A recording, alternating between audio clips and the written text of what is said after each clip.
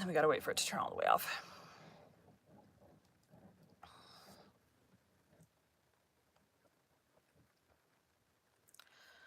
I have no idea how long this chapter is supposed to be. Let's check. I didn't check for the last one either. We just did 17. 18 is about the same. Okay. Today we'll be continuing Joe's Boys by Louisa May Alcott. Chapter 18. Class Day. The clerk of the weather evidently has a regard for young people and sends sunshine for class days as often as he can. An especially lovely one shone over Plumfield as this interesting anniversary came round.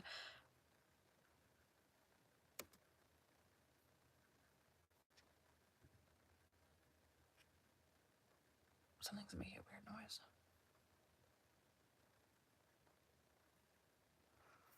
Her hair came round, bringing the usual accompaniments of roses. Let's go back to here. And especially, nope, that's, I don't know what that is. And sends sunshine for class days as often as he can. An especially lovely one shone over Plumfield as this interesting anniversary came round, bringing the usual accompaniments of roses, strawberries, white-gowned girls, beaming youths, proud friends, and stately dignitaries full of well-earned satisfaction with the yearly harvest. As Lawrence College was a mixed one, the presence of young women as students gave to the occasion a grace and animation, entirely wanting where the picturesque half of creation appear merely as spectators. The hands that turned the pages of wise books also possessed the skill to decorate the hall with flowers. Eyes tired with study shone with hospitable warmth on the assembling guests, and under the white muslins beat hearts as full of ambition, hope, and courage as those agitating the broadcloth.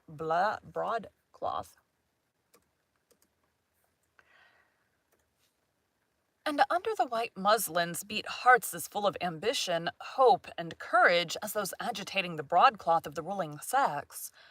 College Hill, Parnassus, and Old Plum swarmed with cheery faces, as guests, students, and professors hurried to and fro in the pleasant excitement of arriving and receiving. Everyone was welcomed cordially, whether he rolled up in a fine carriage or trudged afoot to see the good son or daughter come to honor on the happy day that rewarded many a mutual sacrifice. Mr. Lorry and his wife were on the reception committee, and their lovely house was overflowing. Mrs. Meg, with Daisy and Joe as aides, was in demand among the girls, helping on belated toilettes, giving an eye to spreads, and directing the decorations. Mrs. Joe had her hands full as president's lady, and the mother of Ted, for it took all the power and skill of that energetic woman to get her son into his Sunday best. Not that he objected to be well arrayed. Far from it. He adored good clothes, and owing to his great height, already reveled in a dress suit, bequeathed him by a dandy friend. The effect was very funny, but he would wear it in spite of the jeers of his mates, and sighed vainly for a beaver because his stern parent drew the line there. He pleaded that English lads of 10 wore them and were no end nobby, but his mother only answered with a consoling pat of the yellow mane. "My child, you are absurd enough now. If I let you add a tall hat, Plumfield wouldn't hold either of us. Such would be the scorn and derision of all beholders. Content yourself with looking like the ghost of a waiter, and don't ask for the most ridiculous headgear in the known world."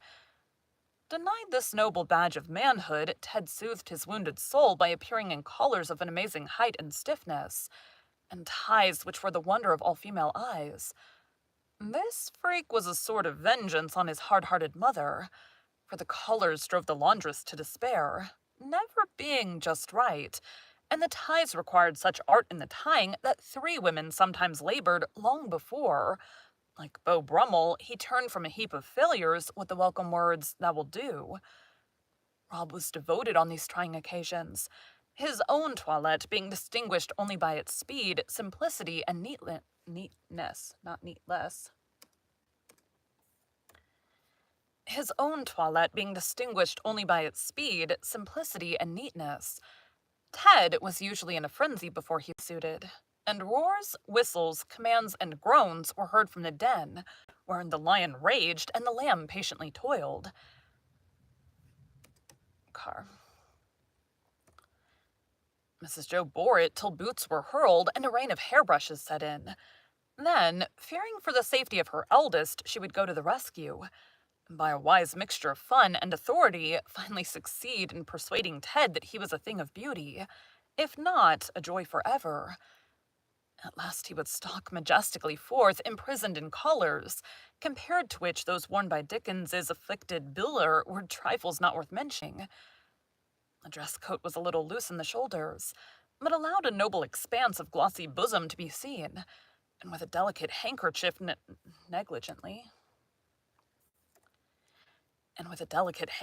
negligently drooping at the proper angle, had a truly fine effect.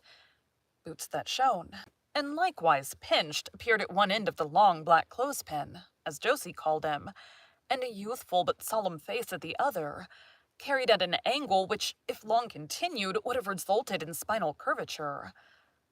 Light gloves, a cane, and, oh, bitter drop in the cup of joy, an ignominious straw hat, not to mention a choice floweret in the buttonhole, and a festoon of watchguard below, finished off this impressive boy. This is Ted? Yes.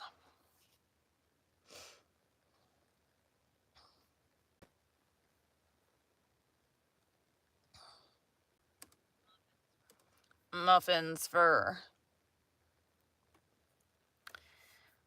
How's that for style? He asked, appearing to his mother and cousins, whom he was to escort to the hall on this particular occasion.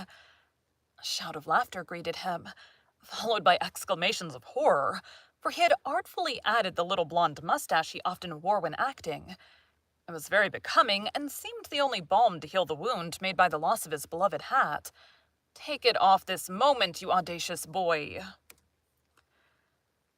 Excuse me. What would your father say to such a prank on this day when we must all behave our best? Said Mrs. Joe, trying to frown, but privately thinking that among the many youths about her, none were so beautiful and original as her long son. Josie.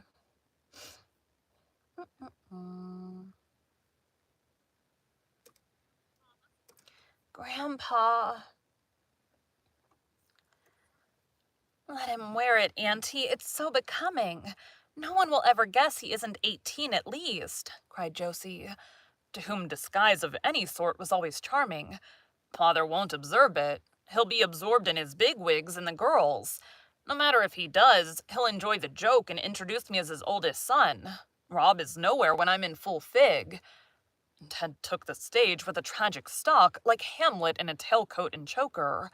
My son, obey me. And when Mrs. Joe spoke in that tone, her word was law. Later, however, the mustache appeared, and many strangers firmly believed that there were 3 young bears. So Ted found one ray of joy to light his gloom.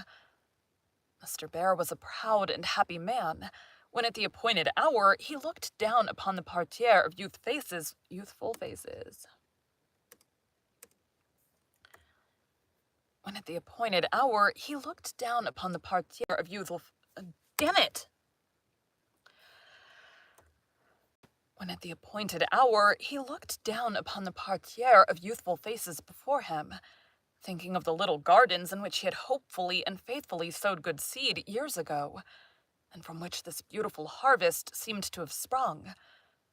Mr. March's fine old face shone with the serenest satisfaction, for this was the dream of his life fulfilled after patient waiting, and the love and reverence in the countenances of the eager young men and women, looking up at him, plainly showed that the reward he had coveted was in his fullest measure.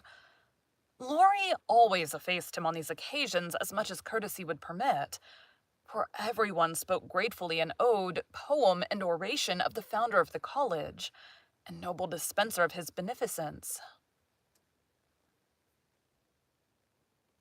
Beneficence.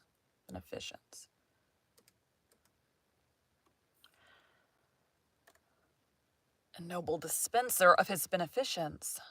The three sisters beamed with pride as they sat among the ladies, enjoying, as only women can, the honor done the men they loved, while the original plums, as the younger ones called themselves, regarded the whole affair as their work, receiving the curious, admiring, or envious glances of strangers, with a mixture of dignity and delight rather comical to behold. The music was excellent, and well it might be when Apollo waved the baton.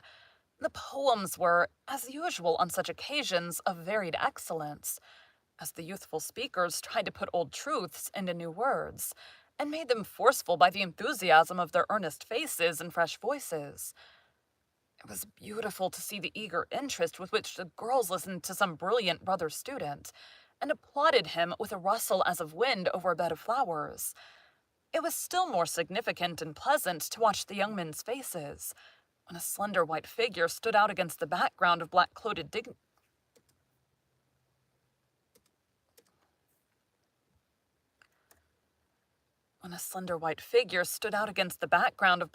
dignitaries, and with cheeks that flushed and paled, and lips that trembled till earnest purpose conquered maiden fear, spoke to them straight out of a woman's heart and brain, concerning the hopes and doubts, the aspirations and rewards all must know, desire and labor for. This clear, sweet voice seemed to reach and rouse all that was noblest in the souls of these youths, and to set a seal upon the years of comradeship which made them sacred and memorable forever. Alice Heath's oration was unanimously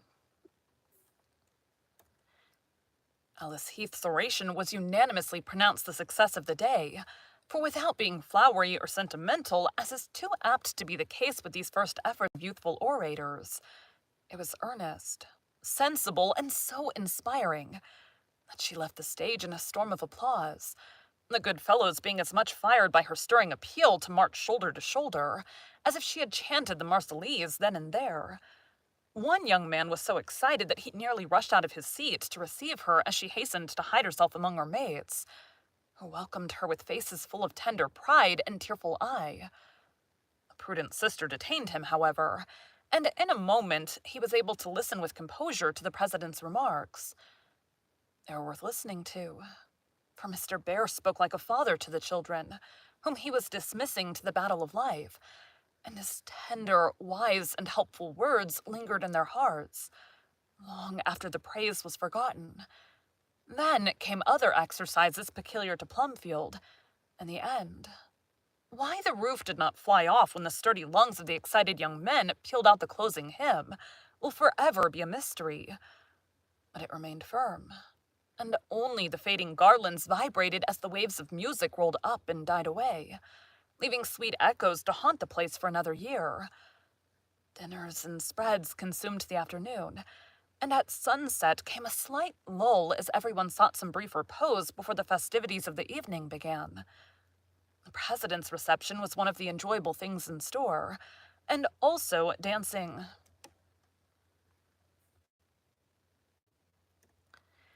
On Parnassus, and as much strolling, singing, and flirting could be compressed into a few hours, by youths and maidens just out of school. Carriages were rolling about, and gay groups on piazzas, lawns, and window seats idly speculated as to who the distinguished guests might be. The appearance of a very dusty vehicle loaded with trunks at Mr. Bear's hospitably airplane.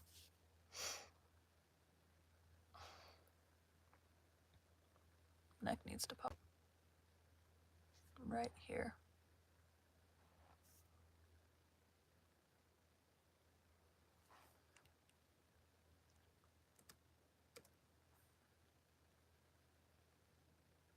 It's still flying over.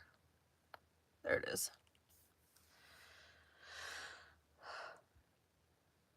There it is. Gone. The appearance of a very dusty vehicle loaded with trunks at Mr. Bear's hospitably open door caused much curious comment among the loungers, especially as two rather foreign-looking gentlemen sprang out, followed by two young ladies, all four being greeted with cries of joy and much embracing by the Bears. Then they all disappeared into the house, The luggage followed, and the watchers were left to wonder who the mysterious strangers were, till a fair collegian declared that they must be the professor's nephews, one of whom was expected on his wedding journey. She was right. Franz proudly presented his blonde and buxom bride, and she was hardly kissed and blessed when Emil led up his bonny English Mary, with the rapturous announcement.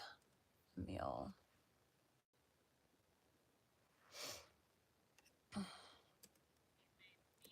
He made me do it.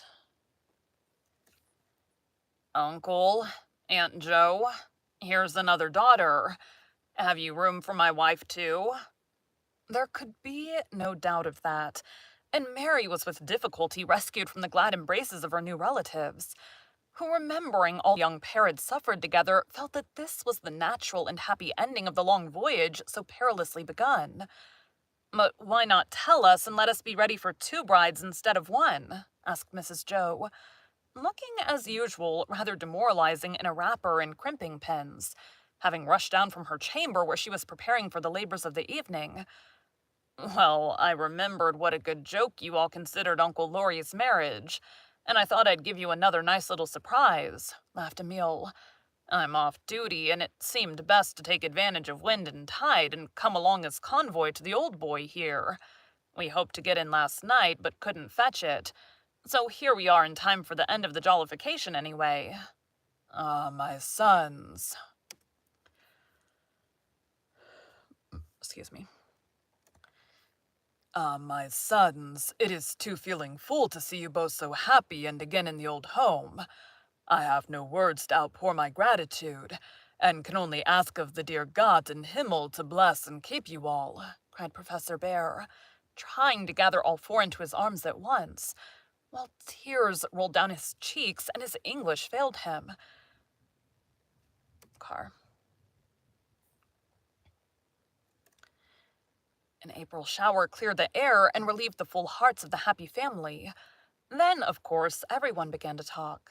Franz and Ludmilla in German with Uncle, Emil and Mary with the aunts, and round this group gathered the young folk clamoring to hear all about the wreck and the rescue and the homeward voyage. It was a very different story from the written one, and as they listened to Emil's graphic words, with Mary's soft voice breaking in now and then to add some fact that brought out the courage, patience, and self-sacrifice he so lightly touched upon, it became a solemn and pathetic thing to see and hear these happy creatures tell of that great danger and deliverance. I never hear the patter of rain now that I don't want to say my prayers. And as for women, I'd like to take my hat off to every one of 'em, for they're braver than any man I ever saw, said Emil, with the new gravity that was as becoming to him as the new gentleness with which he treated everyone. Mary. She was the other one, the daughter in the boat.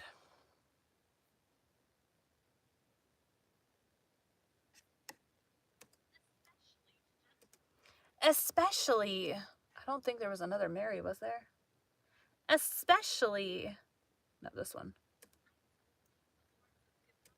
I do think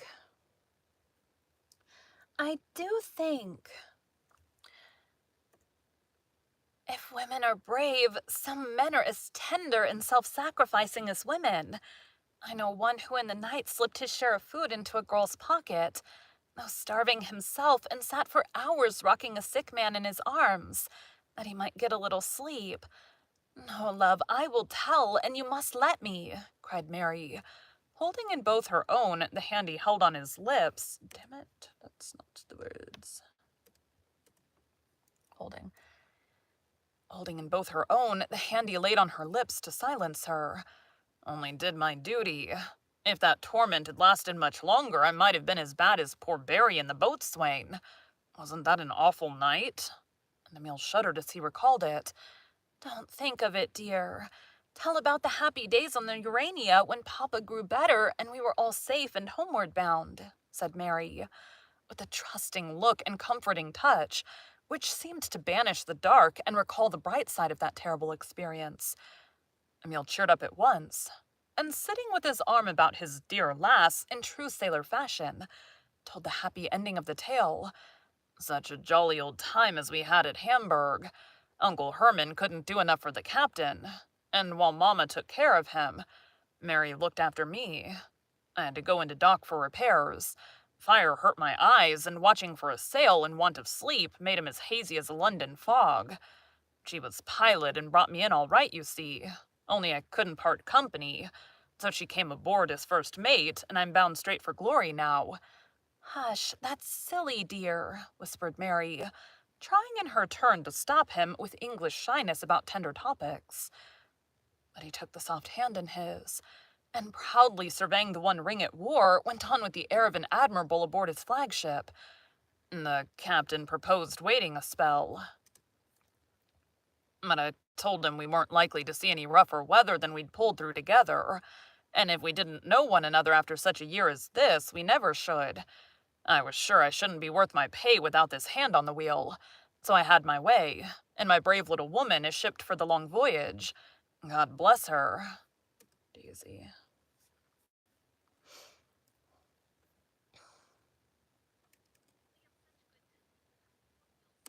I hope you'll stay. Shall you really sail with him? Asked Daisy, admiring her courage, but shrinking with cat-like horror from the water. I'm not afraid, answered Mary with a loyal smile. I've proved my captain in fair weather and in foul, and if he has ever wrecked again, I'd rather be with him than waiting and watching ashore. A true woman. A true woman and a born sailor's wife. You are a happy man, Emile, and I'm sure this trip will be a prosperous one, cried Mrs. Joe, delighted with the briny flavor of this courtship. Oh, my dear boy, I always felt you'd come back, and when everyone else despaired, I never gave up, but insisted that you were clinging to the maintop jib somewhere on that dreadful sea. And Mrs. Joe illustrated her faith by grasping Emile with a true Pillicodian.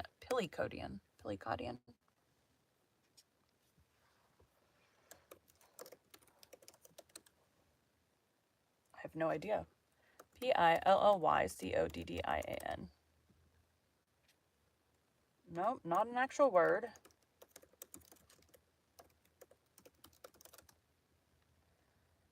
Not an actual word.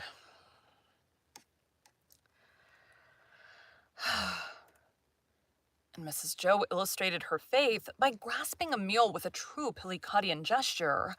Of course I was, answered Emile heartily, and my maintop jib in this case was the thought of what you and Uncle said to me. That kept me up, and among the million thoughts that came to me during those long nights, none was clearer than the idea of the Red Strand, you remember. English Navy and all that.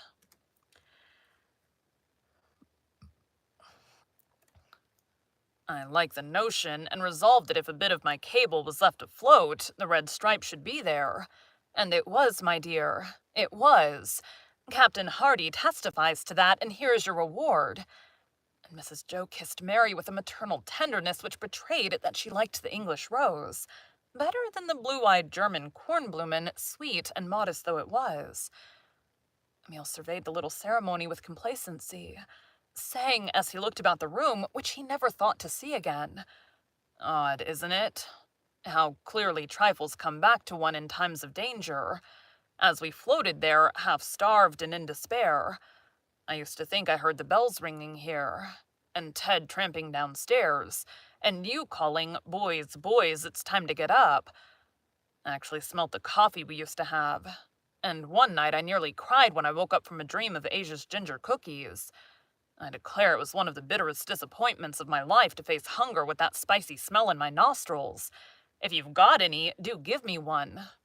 A pitiful murmur broke from all the aunts and cousins, and Emile was at once borne away to feast on the desired cookies, a supply always being on hand. Mrs. Joe and her sister joined the other group, glad to hear what Franz was saying about Nat. Franz.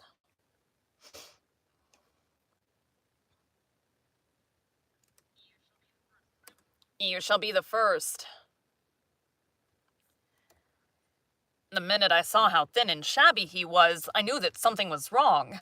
But he made light of it and was so happy over our visit and news that I let him off with a brief confession and went to Professor Baumgarten and Bergman. From them, I learned the whole story of his spending more money than he ought and trying to atone for it by unnecessary work and sacrifice. Baumgarten thought it would do him good, so kept his secret till I came. It did him good, and he's paid his debts and earned his bread by the sweat of his brow like an honest fellow. I like that much in Nat. It is, as I said, a lesson, and he learns it well. It is, as I said, a lesson, and he learns it well. He proves himself a man, and has deserved the place Bergman offers him, said Mr. Bear, looking well pleased as Franz added some facts already recorded. I told you, Meg, that he had good stuff in him, and love for Daisy would keep him straight. Dear lad, I wish I had him here this moment, cried Mrs. Joe, forgetting in delight the doubts and anxieties which had troubled her for months past. I am glad. Nope. I am very glad. And suppose I shall give in as I always do, especially now that the epidemic rages so among us. You and Emile have set all their heads in a ferment, and Josie will be demanding a lover before I can turn round, answered Mrs. Meg in a tone of despair. But her sister saw that she was touched by Nat's trials, and hastened to add the triumphs that the victory might be complete, for success is always charming. This offer of Herr Bergman is a good one, isn't it? She asked, though Mr. Lorry had already satisfied her on that point when Nat's letter brought the news. Very fine in every way. Nat will get capital drill in Bachmeister's orchestra, see London in a delightful way, and if he suits, come home with them, well started among the violins. No great honor, but a sure thing and a step up. I congratulated him, and he was very jolly over it, saying like the true lover he is, tell Daisy, be sure and tell her all about it. I'll leave that to you, Aunt Meg. And you can also break it gently to her that the old boy had a fine blonde beard, very becoming, hides the weak mouth, and gives a noble air to his big eyes and Mendelssohnian brow. As a gushing girl called it. Ludmilla has a photo of it for you.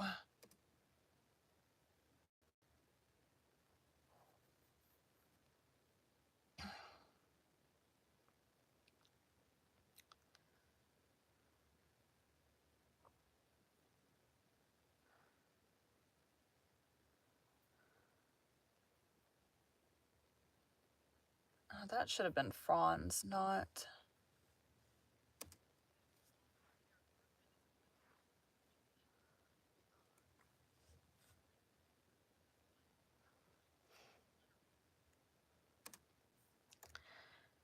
Very fine in every way. Nat will get capital drill in Bachmeister's orchestra, see London in a delightful way, and if he suits, come home with them. Well started among the violins. No great honor, but a sure thing and a step up. I congratulated him, and he was very jolly over it, saying like the true lover he is, tell Daisy. Be sure and tell her all about it. I'll leave that to you, Aunt Meg, and you can also break it gently to her that the old boy had a fine blonde beard, very becoming, hides his weak mouth, and gives a noble air to his big eyes and Mendelssohnian brow, as a gushing girl called it. Ludmilla has a photo of it for you. This amused them, and they listened to many other interesting bits of news which kind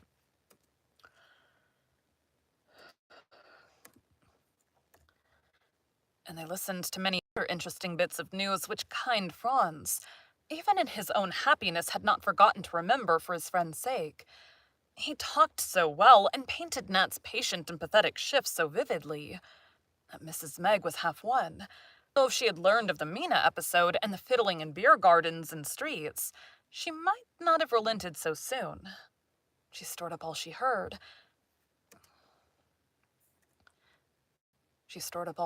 However, and woman-like promised herself a delicious talk with Daisy in which she would allow herself to melt by degrees, and perhaps change the doubtful, we shall see, to a cordial, he has done well, be happy, dear. In the midst of this agreeable chat, a sudden striking of a clock recalled Mrs. Joe from romance to reality, and she exclaimed, with a clutch at her crimping pins, My blessed people, you must eat and rest, and I must dress, or receive in this disgraceful rig. Meg, will you take Ludmilla and Mary upstairs and see to them? Franz knows the way to the dining room. Fritz, come with me and be made tidy, for what with heat and emotion, we are both perfect wrecks. Thank you for joining Bite at a Time Books today, while we read a bite of one of your favorite classics. Again, my name is Bree Carlile, and I hope you come back tomorrow for the next bite of Joe's Boys.